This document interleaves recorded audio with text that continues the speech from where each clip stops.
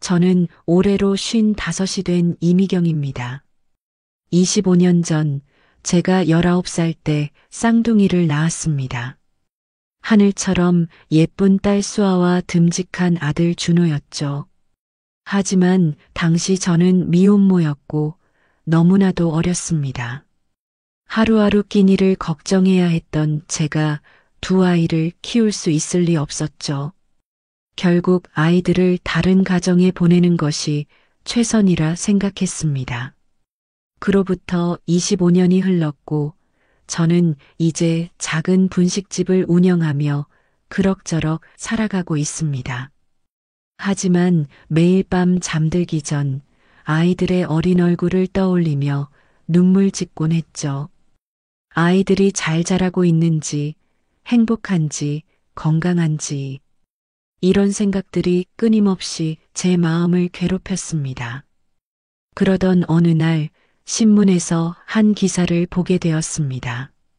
IT 기업 임원 서준호와 서울대병원 소아과 의사 윤수아의 결혼 발표 기사였죠. 사진 속 두 사람의 모습에서 저는 숨이 멎는 것 같았습니다. 그들의 눈매, 미소, 그리고 얼굴형. 저의 쌍둥이와 너무나도 닮아 있었거든요. 수소문 끝에 결혼식이 루체른 호텔에서 열린다는 것을 알아냈습니다. 오늘입니다. 지금 이 순간에도 저의 심장은 미친 듯이 뛰고 있습니다. 호텔 로비에 서서 결혼식장으로 향하는 계단을 바라보며 제 다리는 후들거리고 있습니다. 25년 만에 처음으로 아이들을 다시 볼 수 있다는 생각에 가슴이 터질 것만 같습니다. 하지만 동시에 끔찍한 두려움이 엄습해옵니다. 이 결혼이 저의 쌍둥이 남매 사이에서 이루어지려 한다는 사실을 어떻게 알려야 할지, 이 진실을 밝히면 아이들의 인생이 어떻게 될지, 로비의 대형 스크린에는 웨딩홀 내부의 모습이 비치고 있습니다. 하얀 드레스를 입은 신부가 준비실에서 나오는 모습이 보입니다. 수아입니다. 제 딸입니다. 그리고 저 멀리 턱시도를 입은 준호가 하객들과 인사를 나누고 있네요. 이제 저는 선택을 해야 합니다. 침묵을 지킬 것인지 아니면 모든 것을 밝힐 것인지. 제 인생에서 가장 큰 결정의 순간이 다가오고 있습니다. 식장으로 향하는 계단을 오르며 제 발걸음은 점점 무거워졌습니다. 1층, 2층, 매 계단을 오를 때마다 과거의 기억들이 물밀듯이 밀려왔습니다. 쌍둥이를 품에 안고 마지막으로 바라보던 날 눈물로 서명했던 입양 서류들, 그리고 홀로 보냈던 수많은 밤들. 결혼식장 입구에 도착했을 때 저는 잠시 벽에 기대어 서 있어야 했습니다. 다리가 너무 떨려서 제대로 설 수가 없었거든요. 하객들이 삼삼오오 모여 웃으며 이야기를 나누는 모습이 보였습니다. 모두가 축하하러 온 자리인데 제가 이 모든 것을 망치게 될 거란 생각에 숨이 막혔습니다. 그때 저는 한 여성을 발견했습니다. 고아원 원장님이셨죠. 제가 25년 전 아이들을 맡겼던 바로 그분이었습니다. 원장님은 저를 한눈에 알아보셨고 서둘러 저를 한적한 곳으로 이끄셨습니다. 원장님의 손에는 오래된 사진 한 장이 들려 있었습니다. 제가 아이들을 데려왔을 때 찍었던 첫 사진이었죠. 원장님은 제게 모든 것을 털어놓으셨습니다. 어떻게 아이들이 서로 다른 가정에 입양되었는지, 각자 다른 도시에서 자랐는지, 그리고 우연히 만나 사랑에 빠졌다는 것까지. 운명이라고 생각했던 그들의 만남이 사실은 피할 수 없는 비극의 시작이었던 것입니다. 원장님의 이야기를 들으며 저는 주머니 속에 DNA 검사 결과를 꽉 쥐었습니다. 지난달 확신을 갖기 위해 몰래 아이들의 머리카락을 구해 검사를 했었거든요. 그리고 그 결과는 제 예감이 맞았음을 확인해 주었습니다. 이제 결혼식이 시작되기까지 30분도 채 남지 않았습니다. 원장님은 제게 선택을 맡기셨지만 저는 이미 마음을 정했습니다. 비록 제 아이들이 저를 원망하고 미워하게 될지라도 이 끔찍한 진실을 밝혀야만 했습니다. 그것이 진정한 모성이라고 믿었기에 저는 떨리는 손으로 준비실 문을 두드렸습니다. 문 너머에서 수아의 맑은 목소리가 들려왔습니다. 들어오세요. 25년 만에 처음으로 들어보는 딸의 목소리였습니다. 제 인생에서 가장 큰 고백을 해야 할 순간이 드디어 찾아온 것입니다. 준비실 문을 열자 달콤한 꽃향기가 제 코끝을 스쳤습니다. 수아는 화장대 앞에 앉아 있었고 거울 속 모습이 제 젊은 시절과 너무나도 닮아 있었습니다. 순간 저는 그 자리에 얼어붙었습니다. 하얀 웨딩드레스를 입은 수아의 모습은 마치 천사 같았거든요. 메이크업 아티스트가 마지막 손질을 하고 있었고 드레스 디자이너는 베일을 고정하고 있었습니다. 모두가 바쁘게 움직이는 와중에 저는 구석에 서서 딸의 모습을 지켜볼 수밖에 없었습니다. 25년간 상상으로만 그려왔던 순간이 눈앞에 펼쳐져 있었습니다. 원장님이 먼저 입을 열었습니다. 수아에게 저를 소개하시면서 오래된 사진 한 장을 내밀었죠. 수아는 처음에는 영문을 몰라 어리둥절한 표정이었습니다. 하지만 사진 속 쌍둥이 아기들의 모습을 보더니 서서히 표정이 굳어갔습니다. 제 심장은 터질 듯이 뛰고 있었습니다. 수아의 얼굴이 점점 창백해져 갔고 떨리는 손으로 사진을 매만지는 모습에 저의 눈에서는 눈물이 흘러내렸습니다.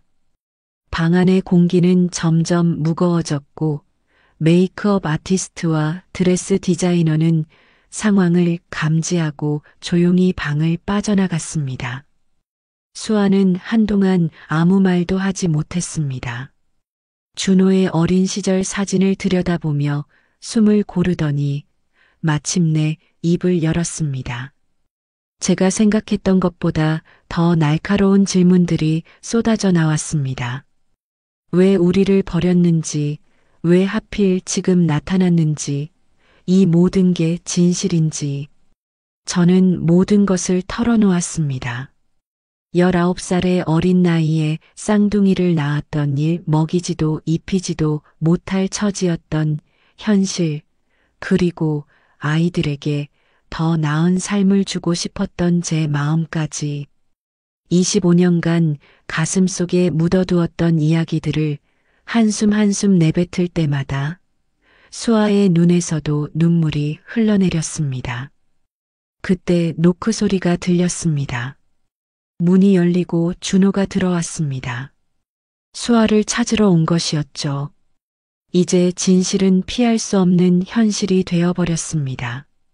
제 아들의 모습을 보는 순간 저는 다리에 힘이 풀려 의자에 주저앉고 말았습니다. 준호가 들어오는 순간 준비실의 공기는 얼어붙었습니다. 수아는 눈물로 얼룩진 얼굴을 급하게 손으로 가렸고 원장님은 깊은 한숨을 내쉬었습니다.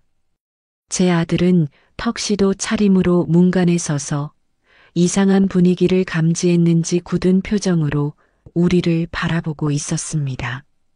수아의 손에 들린 사진이 바닥으로 떨어졌고 준호는 본능적으로 그것을 주우려 몸을 숙였습니다.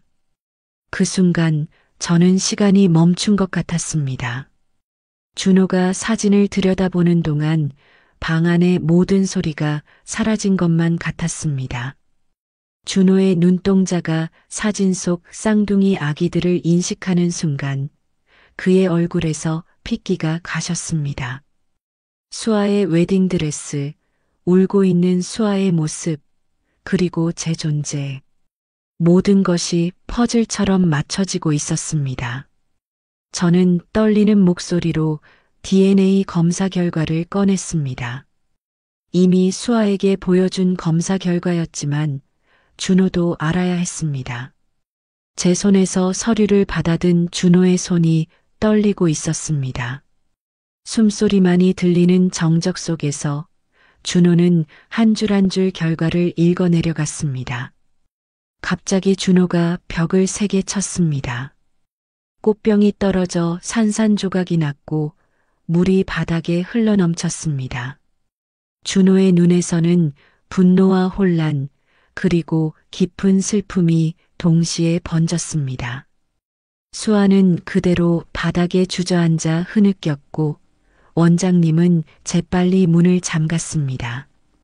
밖에서는 하객들의 말소리와 웃음소리가 들려왔습니다. 축하하러 온 사람들은 아무것도 모른 채 즐거운 시간을 보내고 있었죠. 하지만 이 방 안에서는 세 사람의 인생이 완전히 뒤바뀌고 있었습니다. 준호는 창가로 걸어가 등을 돌린 채 서 있었고 수아는 흐트러진 웨딩드레스도 개의치 않은 채 흐느끼고 있었습니다. 저는 그저 그 자리에 서서 제가 저지른 선택들이 빚어낸 결과를 지켜볼 수밖에 없었습니다. 25년 전의 제 결정이 이제는 돌이킬 수 없는 현실이 되어 우리 모두의 가슴을 후벼 파고 있었습니다. 시계는 어느덧 예식 시작 시간을 가리키고 있었습니다. 준비실 밖에서는 하객들의 동요가 느껴졌고 웨딩 플래너가 여러 번 문을 두드렸습니다. 하지만 우리 넷은 그저 침묵 속에 갇혀 있었습니다. 원장님이 먼저 입을 열었습니다. 하객들에게 어떻게 설명할 것인지, 이 상황을 어떻게 수습할 것인지 결정해야 한다고 말씀하셨죠. 준호는 여전히 창가에 서서 밖을 바라보고 있었고 수아는 무너진 메이크업을 고칠 생각도 않은 채 멍하니 앉아 있었습니다. 그때 수아의 양부모님이 문을 세게 두드리셨습니다. 딸이 울고 있다는 소식을 듣고 달려오신 거였죠.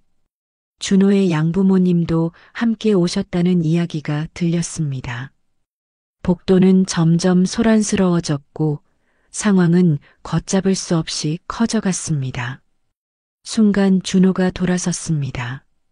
그의 눈빛은 이미 모든 것을 체념한 듯 했습니다. 수아를 바라보며 말했습니다. 진실을 밝히자고, 모두에게 알리자고. 더 이상 숨길 수 없는 현실이라고. 수아도 천천히 고개를 끄덕였습니다. 원장님은 서둘러 양가 부모님들을 준비실로 모셨습니다. 복도의 소란은 더욱 커져갔지만 이제 돌이킬 수는 없었습니다. 저는 구석에 숨어서 제 아이들이 양부모님들께 이 끔찍한 진실을 설명하는 모습을 지켜봐야 했습니다. 양부모님들의 표정이 순식간에 창백해졌습니다. 수아의 양어머님은 그 자리에서 쓰러질 것처럼 비틀거리셨고 준호의 양아버님은 한숨만 깊게 내쉬셨습니다. 25년간 정성껏 키워온 자녀들이 서로 남매였다는 사실에 그분들의 마음은 산산조각이 나고 있었습니다. 하객들의 동요는 점점 거세져 갔고 웨딩홀 안은 이미 소문으로 술렁이고 있었습니다. 준호는 마지막으로 수아의 손을 잡았습니다. 더 이상 연인이 아닌 오빠로서. 그리고 둘은 함께 웨딩홀로 향했습니다. 모든 것을 밝히기 위해 그들의 마지막 입장이 시작된 것입니다.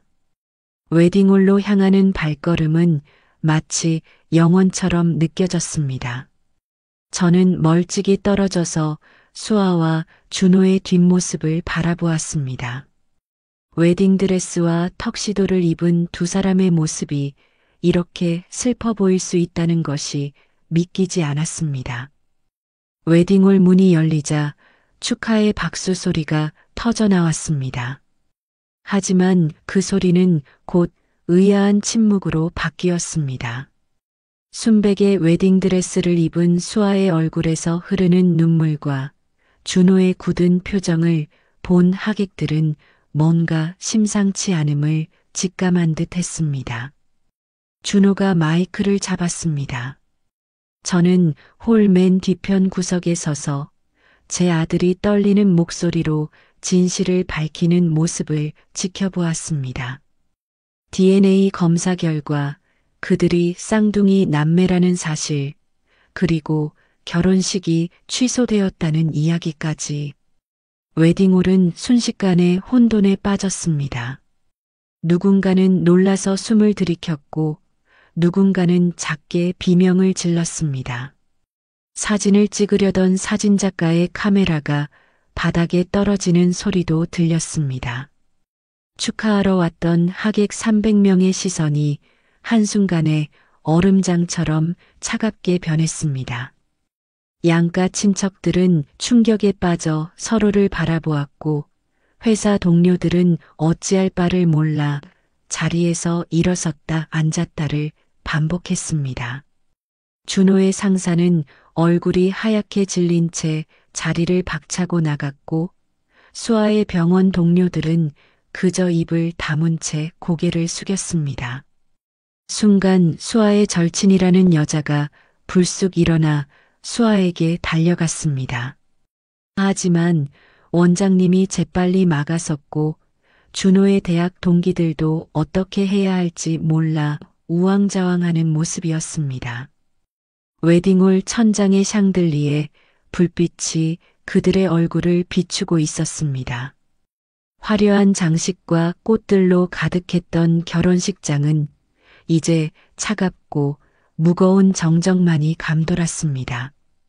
축하의 자리가 비극의 자리로 바뀐 그 순간 저는 제 가슴 한켠이 무너져 내리는 것을 느꼈습니다. 웨딩홀의 혼란 속에서 저는 천천히 앞으로 걸어 나갔습니다. 제 발걸음 소리가 마치 망치 소리처럼 크게 들리는 것 같았습니다. 수아와 준호가 서 있는 제단으로 향하는 동안 300명의 시선이 저를 향했습니다. 마이크 앞에 선 저는 잠시 숨을 고르고 입을 열었습니다.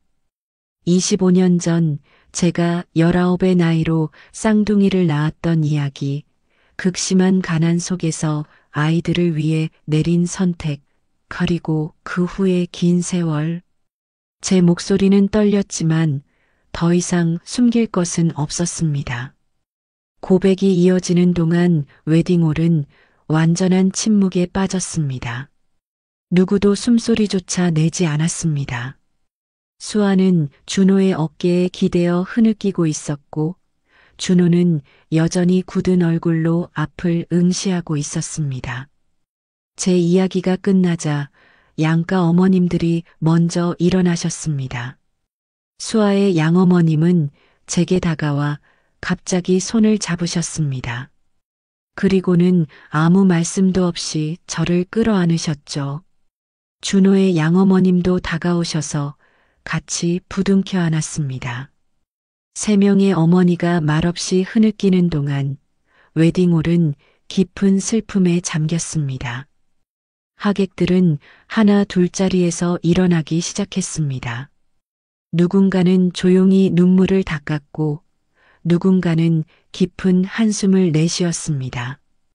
축하의 꽃다발들과 샴페인, 웨딩 케이크, 모든 것이 제자리에 있었지만 아무것도 원래의 의미를 갖지 못했습니다.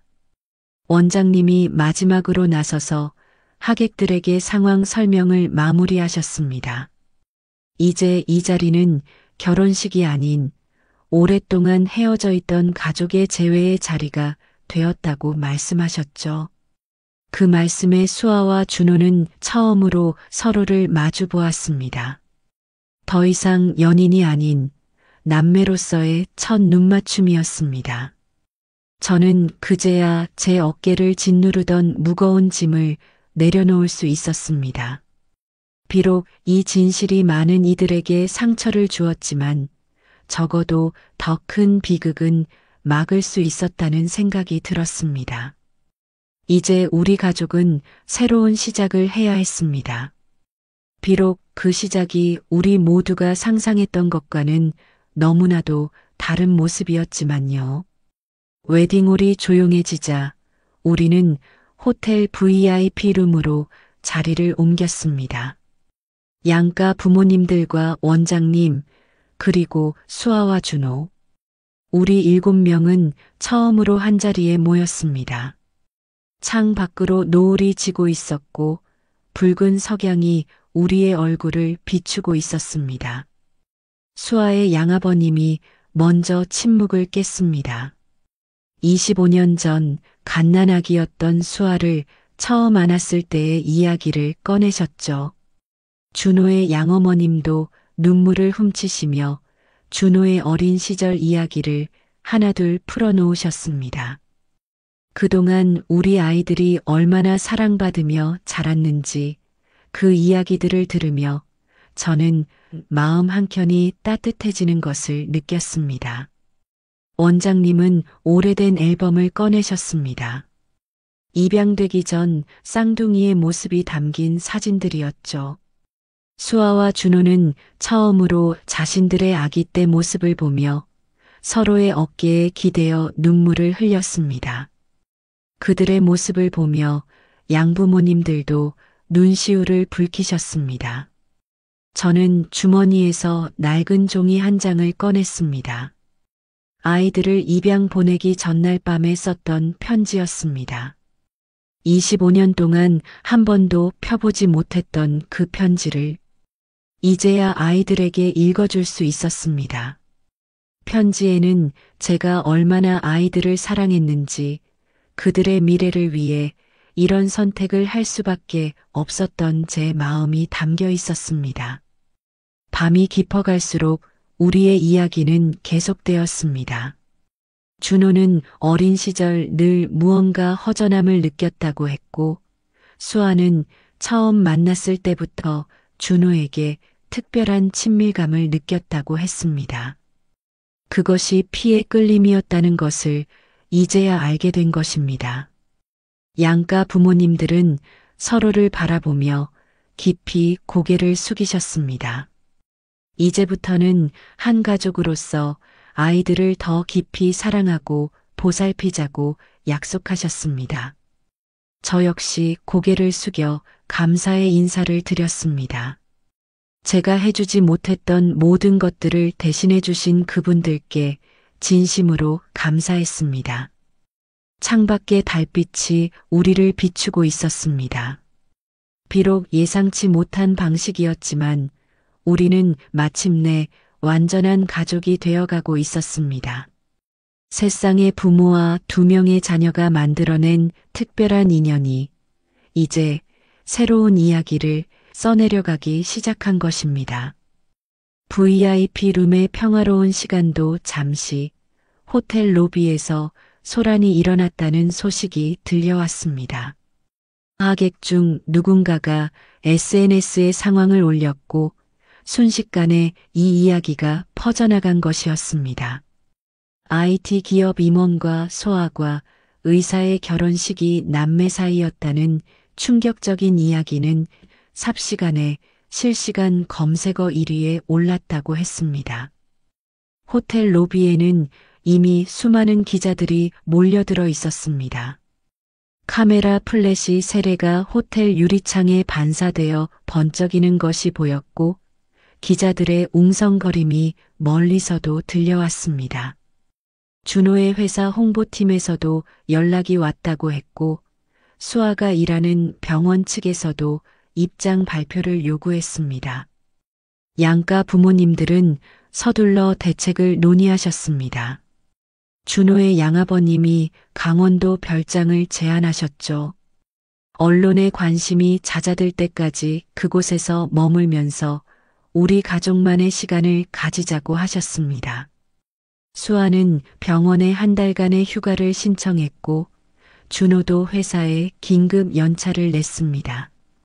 원장님은 입양 관련 서류들을 정리해서 가져오시겠다고 하셨고 저는 제가 운영하는 분식집 문을 당분간 닫기로 했습니다. 우리는 호텔 비상구를 통해 조용히 빠져나왔습니다. 뒤쪽 주차장에는 이미 준호의 양아버님 지인이 보내준 무광 검은색 밴이 기다리고 있었습니다.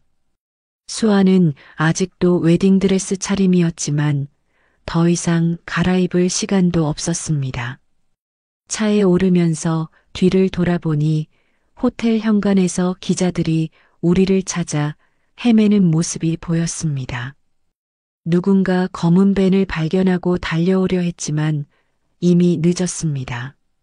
우리는 조용히 도심을 빠져나가기 시작했고 서울의 밤거리는 점점 뒤로 멀어져 갔습니다. 차 안에서 준호는 휴대폰을 끄고 창밖을 바라보았고 수아는 제 어깨에 기대어 잠이 들었습니다. 25년 만에 처음으로 제 딸이 제 품에서 잠이 든 것입니다. 달리는 차 안에서 저는 딸의 숨소리를 들으며 이제야 진정한 엄마가 된 것 같은 기분을 느꼈습니다. 강원도 별장에 도착했을 때는 이미 동이 틀 무렵이었습니다. 창문 너머로 보이는 푸른 소나무들 사이로 아침 햇살이 비치고 있었죠. 수아는 드디어 웨딩드레스를 벗고 편한 옷으로 갈아입었고 준호도 턱시도를 벗어던졌습니다.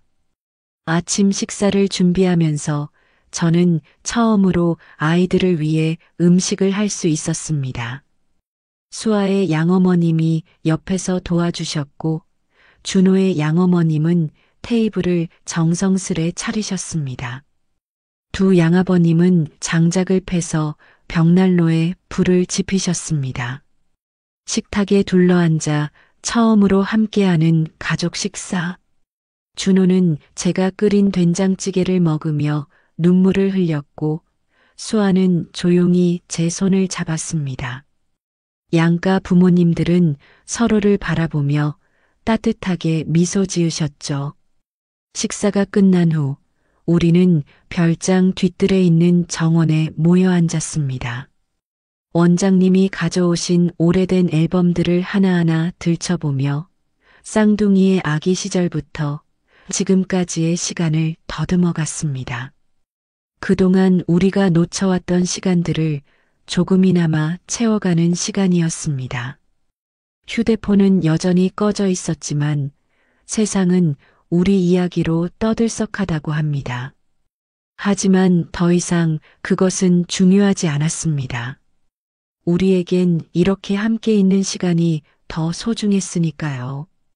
해가 저물 무렵 수아와 준호는 처음으로 남매로서 서로를 바라보며 웃을 수 있었습니다. 비록 예상치 못한 방식이었지만 우리는 이제 서로를 이해하고 받아들이기 시작했습니다. 그들의 사랑은 끝이 났지만 그 자리에 더 깊은 가족애가 자리 잡기 시작한 것입니다. 저는 이제 더 이상 혼자가 아닙니다. 제 곁에는 사랑스러운 딸과 아들이 있고 그들을 훌륭하게 키워주신 두 쌍의 부모님도 계십니다. 우리는 이제 세 쌍의 부모와 두 명의 자녀가 있는 특별한 가족이 되었습니다. 이것으로 제 이야기를 마칩니다. 우리 가족의 이야기는 여전히 진행 중입니다.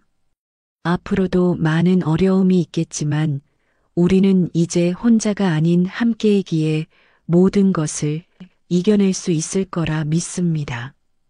25년이라는 긴 시간이 필요했지만 결국 우리는 서로를 찾았고 진정한 가족이 되었으니까요.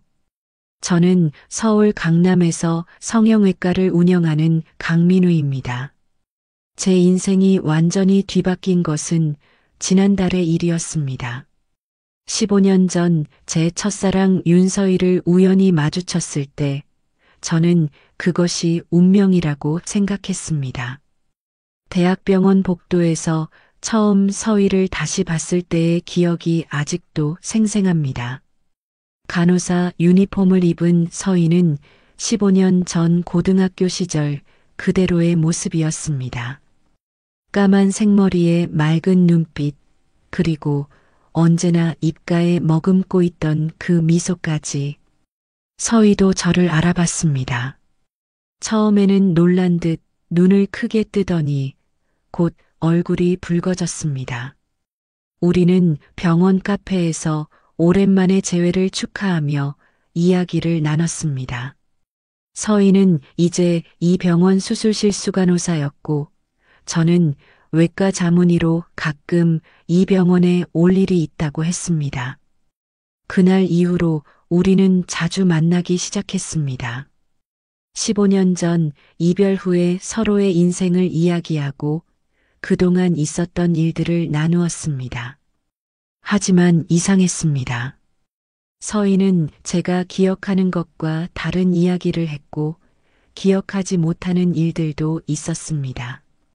그러던 어느 날 병원 로비에서 또 다른 서희를 마주쳤습니다. 정확히 같은 얼굴, 같은 미소. 하지만 입고 있는 옷은 간호사 유니폼이 아닌 의사 가운이었습니다. 제 눈을 의심하며 바라보는데 먼저 만났던 서희가 달려와 그녀를 껴안았습니다. 그제야 저는 깨달았습니다. 제가 15년 전에 사랑했던 서희는 쌍둥이였고 제가 최근 만나고 있었던 사람은 다른 쌍둥이였다는 것을. 하지만 이것은 시작에 불과했습니다. 더 큰 진실이 저를 기다리고 있었으니까요. 저는 그 자리에 얼어붙은 채로 서 있었습니다. 수간호사 서희와 의사 서희는 서로를 바라보며 웃고 있었습니다. 한 사람은 제가 한 달 동안 데이트를 했던 사람이고 다른 한 사람은 15년 전 제가 정말로 사랑했던 사람이었습니다. 의사 서희는 놀란 눈으로 저를 바라봤습니다. 수간호사 서희가 제 소개를 하려는 찰나 의사 서희의 호출기가 울렸고 그녀는 급하게 수술실로 달려갔습니다. 마치 저를 피하는 것처럼 보였습니다. 그날 저녁 수간호사 서희와 병원 근처 카페에서 만났습니다. 그녀의 이름은 윤서연이었습니다. 쌍둥이 언니 윤서희를 너무 닮아서 저도 모르게 착각했던 거라고 했죠. 서연은 쌍둥이로 태어났지만 어릴 때부터 언니와 떨어져 살았다고 했습니다. 하지만 이상한 점이 있었습니다. 제가 15년 전 서희와 함께했던 기억들, 벚꽃이 흩날리던 교정에서의 첫 키스, 비 오는 날 함께 들었던 우산 아래에서의 약속, 마지막 이별의 순간까지 서연은 그 모든 것을 알고 있었습니다. 다음 날 출근길, 저는 우연히 의사 서희와 마주쳤습니다. 그녀는 저를 보자마자 굳은 표정을 지었습니다. 제가 인사를 건네자 잠시 망설이더니 조용히 말했습니다. 오늘 저녁에 시간이 있으신가요? 할 이야기가 있습니다. 병원 옥상 정원에서 만난 서희는 15년 전과 달리 많이 지쳐 보였습니다. 봄바람이 불어오는 옥상에서 서희는 한참을 말없이 서 있다가 입을 열었습니다. 민우 씨, 우리가 다시 만난 건 우연이 아니에요. 사실은 그 순간 서연이 급하게 옥상 문을 열고 들어왔습니다. 서희와 서연은 서로를 바라보았고 무언가 말하려는 찰나 갑자기 서희가 쓰러졌습니다. 그리고 그날부터 제가 알지 못했던 15년 전의 진실이 하나둘 드러나기 시작했습니다. 서희는 곧바로 응급실로 이송되었습니다. 검사 결과 과로와 스트레스로 인한 일시적인 실신이라고 했습니다. 병실에서 서희가 깨어나기를 기다리는 동안 서연은 저에게 그들의 이야기를 들려주기 시작했습니다. 서희와 서연은 어린 시절 부모님의 이혼으로 갈라져야 했습니다. 아버지는 서희를, 어머니는 서연을 데리고 각각 다른 도시로 떠났다고 했습니다. 제가 고등학교 시절 만났던 건 서연이었고 그녀는 언니인 서희의 이름으로 살아왔다는 것이었습니다. 충격적이었습니다. 제가 사랑했던 사람은 서희가 아닌 서연이었던 것입니다. 하지만 서연의 이야기는 거기서 끝나지 않았습니다. 15년 전 갑작스럽게 저와 헤어질 수밖에 없었던 이유도 서서히 밝혀지기 시작했습니다. 그때 병실 문이 열렸고 한 중년 여성이 들어왔습니다. 서연은 놀란 표정으로 자리에서 일어났습니다. 그녀는 서희와 서연의 어머니였습니다. 딸의 쓰러짐을 듣고 급하게 병원을 찾아온 것이었죠. 어머니는 한숨을 깊게 내쉬더니 오래된 편지 한 통을 꺼내셨습니다. 15년 전 서희가 서연에게 보낸 편지였습니다. 편지에는 충격적인 내용이 적혀 있었습니다. 서희는 당시 심각한 심장병을 앓고 있었고 서연에게 자신의 삶을 대신 살아달라고 부탁했다는 것입니다. 그래서 서연은 언니의 이름으로 살아왔고 저와 만난 것도 헤어진 것도 모두 서연이었던 것입니다. 하지만 더 큰 비밀이 있었습니다. 서희의 병은 완치되었지만 이제는 서연이 같은 병을 앓고 있다는 것이었습니다. 창밖으로 석양이 물들어가는 가운데 병실에 서희가 천천히 눈을 떴습니다. 그리고 서희의 입에서 나온 첫 마디는 저를 더욱 혼란스럽게 만들었습니다. 민우 씨, 사실 그때 제가 서연이에게 부탁한 건 그것뿐만이 아니었어요. 병실은 순식간에 무거운 침묵에 잠겼습니다. 서희는 천천히 몸을 일으켜 앉더니 어머니를 바라보며 고개를 끄덕였습니다. 어머니는 한숨을 쉬며 서랍에서 오래된 일기장 하나를 꺼내셨습니다. 그것은 15년 전 서희의 일기였습니다. 서희는 제가 실제로 좋아했던 사람이 서연이었다는 걸 알고 있었다고 합니다. 매일 학교에서 서연과 제가 함께 있는 모습을 몰래 지켜봤다고 했습니다. 하지만 서희도 저를 짝사랑하고 있었다는 사실이 일기에 적혀 있었습니다. 서희의 병이 위중해졌을 때 서연은 언니를 위해 자신의 삶을 포기하기로 했습니다. 서희의 이름으로 살면서 언니의 꿈이었던 의사가 되기로 한 것입니다. 그리고 서희는 서연의 이름으로 살며 간호사가 되었습니다. 하지만 서희가 건강을 되찾은 후에도 그들은 원래의 삶으로 돌아가지 않았습니다. 서로의 삶에 너무 깊이 들어와 있었고 이미 각자의 자리에서 새로운 인연을 만들어가고 있었기 때문입니다. 그렇게 15년이 흘렀고 우연히 제가 이 병원에 오게 되면서 모든 것이 꼬이기 시작했습니다. 서연의 심장병이 발견된 것도 제가 다시 나타난 것도 모든 것이 한꺼번에 일어났습니다. 민우 씨가 저를 알아보지 못하고 서연이를 찾았을 때 전 너무 기뻤어요. 서희의 눈에서 눈물이 흘렀습니다. 제가 서연이었다면 민우 씨의 첫사랑이 될 수 있었을 텐데. 그래서 저도 서연이처럼 연기하려 했어요. 서연은 창가에 서서 등을 돌린 채 흐느끼고 있었고 어머니는 두 딸의 손을 잡고 계셨습니다. 저는 그제야 깨달았습니다. 제가 진정으로 사랑했던 사람이 누구였는지, 그리고 지금 제 마음이 향하는 곳이 어디인지를. 다음 날 저는 병원 진료를 모두 취소하고 혼자만의 시간을 가졌습니다. 창밖으로 보이는 도시의 풍경은 평소와 다름없었지만 제 세상은 완전히 뒤바뀐 것만 같았습니다. 15년 전 제가 사랑했던 서희는 사실 서연이었고 지금 제가 마음이 끌리는 수간호사는 실제 서희였습니다. 오후 서연에게서 연락이 왔습니다. 자신의 심장 수술이 다음 주로 잡혔다는 내용이었습니다. 문자 마지막에는 마지막으로 한 번만 만나주시겠어요? 라는 말이 덧붙여져 있었습니다. 한강공원에서 서연을 만났습니다. 의사 가운이 아닌 편안한 원피스 차림의 그녀는 15년 전 제가 처음 만났을 때의 모습 그대로였습니다. 우리는 한참을 말없이 걸었습니다. 민우 씨는 알고 있었나요? 제가 서연이라는 걸 그녀가 물었습니다. 저는 고개를 저었습니다. 그럼 지금은 어떤 마음이신가요? 서연의 목소리가 떨렸습니다.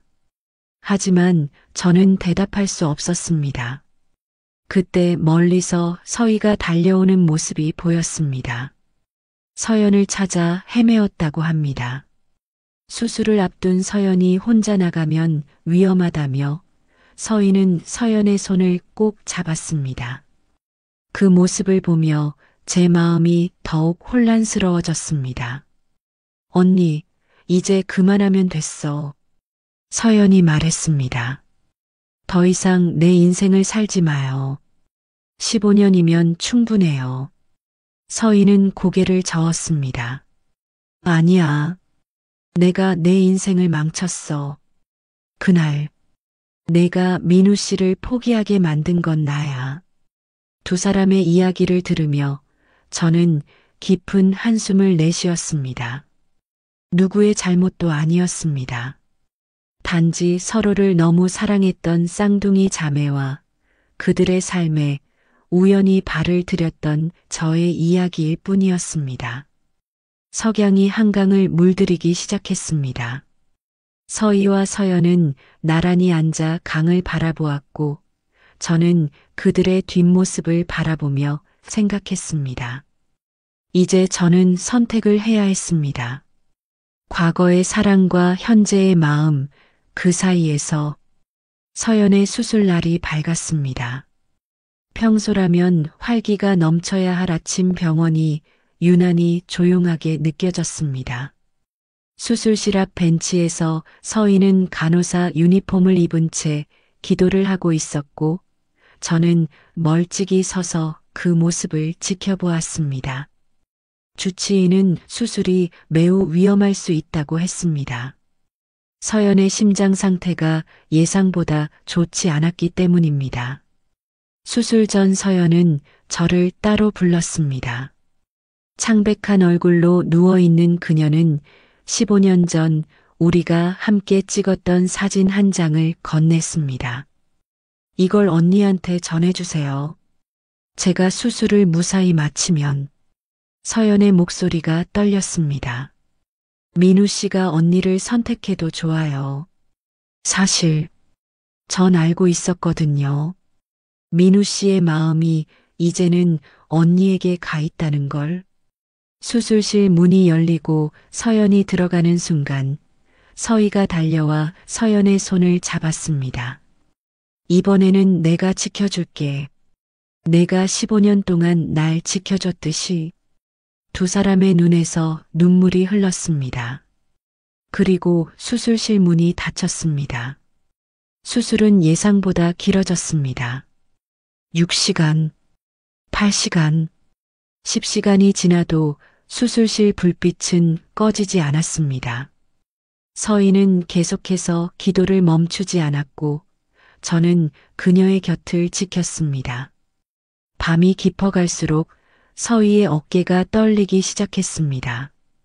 저는 조용히 그녀의 어깨를 감쌌습니다. 그러자 서희가 저의 품에 안겨 울기 시작했습니다. 제가 잘못했어요. 서연이가 아프다는 걸 알면서도 민우 씨 마음을 빼앗으려 했어요. 그때 수술실 문이 열렸습니다.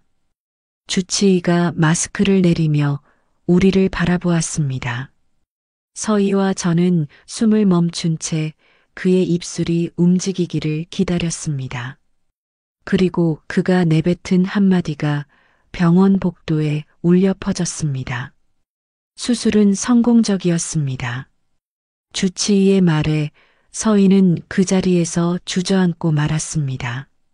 안도의 눈물이 그녀의 뺨을 타고 흘러내렸고 저도 모르게 한숨을 내쉬었습니다. 하지만 주치의는 조심스러운 표정으로 말을 이었습니다. 다만 앞으로 72시간이 매우 중요합니다. 이 시간을 무사히 넘기면 고비는 지난 것으로 볼 수 있습니다. 중환자실에 누워있는 서연의 모습은 마치 잠든 것처럼 평화로워 보였습니다. 온갖 의료기기들이 그녀의 몸에 연결되어 있었지만 그녀의 입가에는 미소가 어려 있었습니다. 서희는 중환자실 의자에 앉아 서연의 손을 잡은 채 밤을 새웠습니다. 저는 커피를 들고 들어가 서희의 곁에 앉았습니다. 긴 침묵 끝에 서희가 입을 열었습니다. 서연이가 고등학교 때 민우 씨를 처음 만났다고 했을 때 전 너무 질투났어요. 그래서 서연이 자리에 제가 들어간 거예요. 서연이의 병을 핑계로. 그때는 그게 최선이라고 생각했는데 서희의 목소리가 흐려졌습니다. 근데 이제야 알겠어요. 제가 얼마나 이기적이었는지. 서연이는 저를 위해 자신의 모든 걸 포기했는데 전 서연이의 첫사랑마저 빼앗으려 했어요. 그때 서연의 손가락이 살며시 움직였습니다. 서희와 저는 숨을 죽인 채 그녀를 바라보았습니다. 서연은 천천히 눈을 떴고 희미한 미소를 지으며 서희를 바라보았습니다. 언니, 이제 그만 울어요. 서연의 목소리는 작았지만 또렷했습니다. 이제는 우리, 진짜 우리로 살아요. 더 이상 서로의 인생을 살지 말고. 서희는 여전히 눈물을 흘리며 고개를 끄덕였습니다. 저는 그제야 깨달았습니다. 제가 해야 할 선택은 어쩌면 이미 오래전에 정해져 있었는지도 모른다는 것을. 서연의 회복은 의료진의 예상보다 빨랐습니다. 일주일 후 그녀는 일반 병실로 옮겨졌고 서희는 매일 퇴근 후 동생의 병실을 지켰습니다. 저는 그들을 바라보며 많은 생각에 잠겼습니다. 어느 날 오후 서연이 저를 따로 불렀습니다. 창가에 놓인 휠체어에 앉아 있는 그녀는 15년 전보다 더 성숙해 보였습니다. 민우 씨, 이제 제가 정말 하고 싶은 말이 있어요. 서연은 천천히 이야기를 시작했습니다. 그녀는 언니를 위해 자신의 삶을 포기한 것이 아니라고 했습니다. 그저 그때의 선택이 그녀가 할 수 있는 최선이었다고. 그리고 이제는 그 선택에서 자유로워지고 싶다고 말했습니다. 사실 전 미국에서 연수 제안을 받았어요. 심장 전문의가 되기 위한 과정이죠. 이번 일을 겪으면서 결심했어요. 제가 정말 하고 싶은 일을 하면서 살기로요. 그날 저녁 서희도 저에게 찾아왔습니다. 병원 옥상 정원에서 그녀는 지난 15년의 시간을 이야기했습니다. 서연의 이름으로 살면서 느꼈던 죄책감, 그리고 저를 다시 만났을 때의 복잡했던 감정들까지. 이제는 제가 진짜 서희로 살고 싶어요. 더 이상 도망치지 않고 숨지 않고. 민우 씨도 이제는 알잖아요. 제가 누구인지, 그리고 민우 씨의 진짜 마음이 어디에 있는지. 밤하늘에는 별들이 반짝이고 있었습니다. 두 자매는 이제 각자의 길을 걸으려 하고 있었고, 저는 제 마음이 이끄는 곳을 알고 있었습니다. 사랑은 때로 시간이 필요한 것인지도 모릅니다.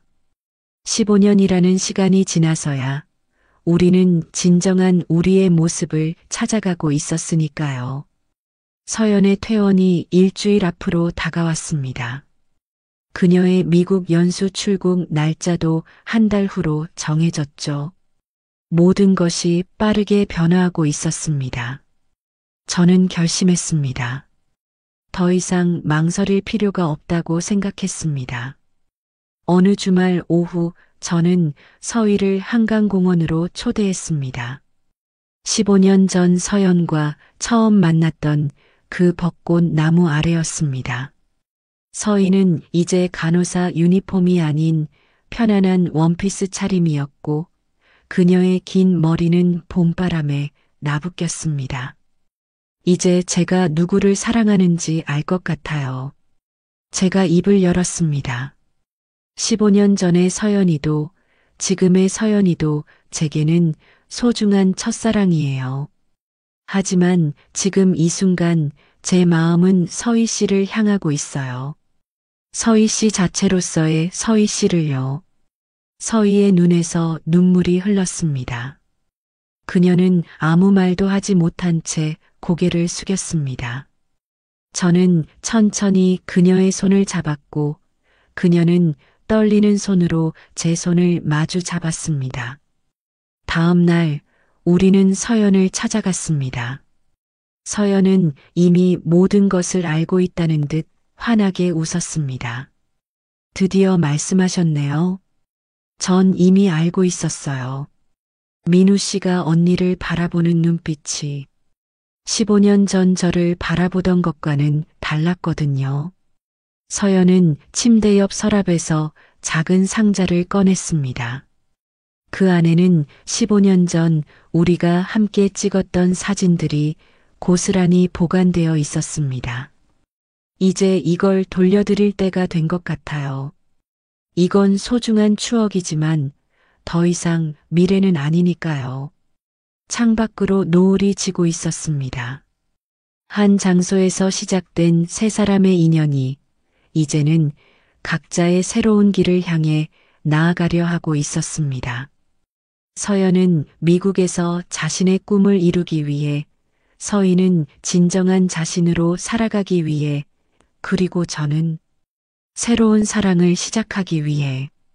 1년이 지났습니다. 오늘은 서연이 미국에서 일시 귀국하는 날입니다. 인천공항에서 그녀를 기다리는 동안 지난 1년의 시간이 주마등처럼 스쳐 지나갔습니다. 서연은 미국에서 심장 전문의 과정을 밟으며 자신만의 길을 걸어가고 있었습니다. 매달 보내오는 이메일에는 그녀의 행복한 일상이 가득했습니다. 새로운 환경에서 자신을 찾아가는 서연의 모습은 그 어느 때보다 빛나 보였습니다. 서희는 이제 수간호사를 넘어 간호부장이 되었습니다. 더 이상 동생의 그림자로 살지 않고 자신의 이름으로 당당히 살아가는 그녀의 모습은 날이 갈수록 아름다워졌습니다. 우리는 6개월 전 작은 결혼식을 올렸고 서연은 화상으로 축하 메시지를 보내왔습니다. 도착장에서 서연이 모습을 드러냈습니다. 1년 전보다 더욱 건강해 보이는 그녀는 환한 미소를 지으며 우리에게 달려왔습니다.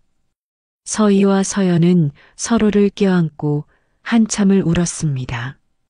이제는 진짜 자매로서 더 이상의 거짓된 모습 없이 서로를 사랑하는 자매로서 저녁에는 한강 근처 레스토랑에 모였습니다. 서연은 미국에서 만난 한국계 의사 이야기를 하며 수줍게 웃었고 서희는 동생의 핑크빛 소식에 즐거워했습니다. 창 밖으로 보이는 한강의 야경이 우리의 대화를 은은하게 비추고 있었습니다.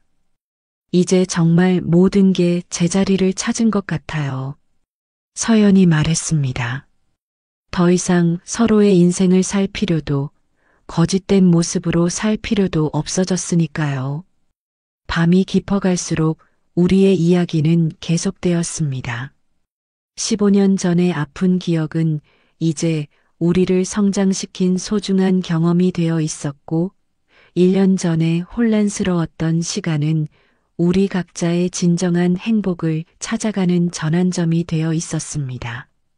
서희가 건넨 와인잔에 달빛이 반짝였습니다. 우리는 잔을 부딪히며 서로의 미래를 위해 건배했습니다. 이제 우리의 이야기는 새로운 장을 향해 나아가고 있었습니다. 더 이상의 거짓과 아픔 없이 진정한 사랑과 가족의 의미를 찾아가는 여정이 시작된 것입니다.